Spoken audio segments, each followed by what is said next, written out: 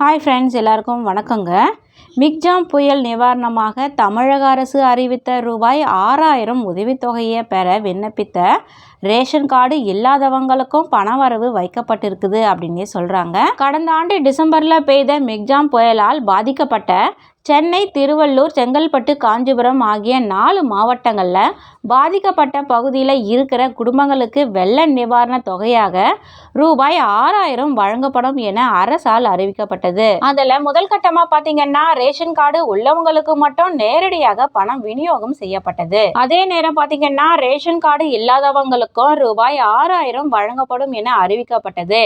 அதன்படி சென்னை, திருவள்ளூர், செங்கல்பட்டு, காஞ்சிபுரம் ஆகிய 4 மாவட்டங்களில் கடந்த ஆண்டு டிசம்பர் 17ஆம் தேதி முதல் ரேஷன் கடைகள் மூலமா 5.5 லட்சம் விண்ணப்பங்கள் பெறப்பட்டன. இதுல சென்னையில மட்டும் ரேஷன் கார்டு இல்லாத 4.5 லட்சம் பேர் நிவாரண தொகை கோரி விண்ணப்பிச்சிருக்கிறதாகவும், அடுத்ததா காஞ்சிபுரம் மாவட்டத்தில் 29,000 பேரும், திருவள்ளூர் மாவட்டத்தில் 22,000 பேரும் விண்ணப்பிச்சிருக்காங்க அப்படின்னும், செங்கல்பட்டு மாவட்டத்தில் 14,000 பேர் விண்ணப்பிச்சிருக்கிறதாகவும் சொல்லப்படுது. விண்ணப்பித்த 5.5 லட்சம் பேரின் ஆவணங்கள் பரிசீலனையில் இருப்பதாக அரசு தரப்பிலிருந்து சொல்லப்பட்ட நிலையில இன்று விண்ணப்பித்தவர்களின் வங்கி கணக்கில் பணவரவு வைக்கப்பட்டிருக்கிறது குறிப்பிடத்தக்கது. ரூபாய் 6000 பயனாளிகளின் வங்கி கணக்குகளில் வரவு வைக்கப்பட்டுள்ளது.